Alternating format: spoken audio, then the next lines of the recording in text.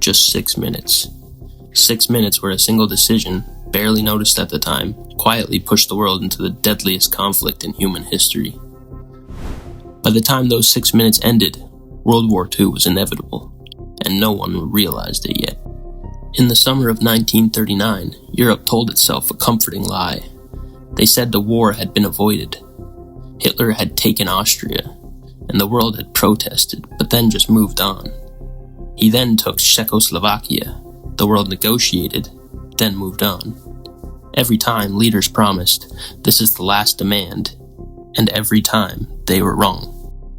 But people wanted to believe peace was still possible, even in Poland. Poland knew it was next, but it trusted paper guarantees, promises from Britain, and promises from France. These were promises that would matter, eventually, just not in 6 minutes. On August 31st, 1939, something strange happened. German radio stations reported a Polish attack on German soil. It was fake. The attackers were German soldiers wearing Polish uniforms. The bodies were left behind. They were prisoners, executed and dressed up. It was theater, a script, and the purpose was simple: give Hitler justification.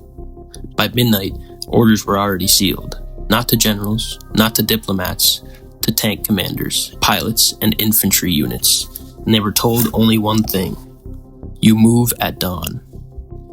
At 4:45 a.m., the first German battleship opened fire. The target wasn't a city. It was a small Polish military depot, Westerplatte. The shells were precise, calculated, almost ceremonial. At 4:46, German bombers crossed the border. And at 4:47, paratroopers dropped behind Polish lines. Shortly after, the tanks started to roll forward. No speech from Hitler, and no declaration to the world, just movement. And in those 6 minutes, something irreversible happened. Because once the machines were moving, no politician could stop them. And here's the part most people miss.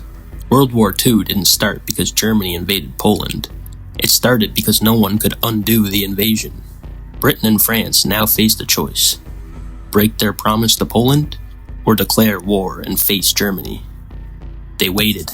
Hours passed, then days. And every hour made the decision harder, because backing down now didn't mean peace. It meant surrendering the future. And on September 3rd, Britain had finally declared war, and France followed. But by then, Poland was already collapsing. The 6 minutes had done their work. What followed wasn't chaos, it was momentum. Once millions of men were mobilized, once factories shifted to weapons, and once borders hardened, there was no going back. The hinge had turned. The tragedy isn't that the war started suddenly, it's that it started quietly. No dramatic turning point, and no cinematic explosion. Just a series of small, reasonable decisions, each one easier than stopping. That's how history actually breaks, not with noise, with motion. And this is the pattern you'll see again and again in history. A leader pushes boundaries, others delay confrontation. Systems keep moving, and eventually, momentum replaces choice. By the time the danger is obvious, it's too late. The 6 minutes weren't dramatic, they were administrative, and that's exactly what made them deadly. World War II didn't begin when the world decided to fight. It began when no one stopped the machines in time.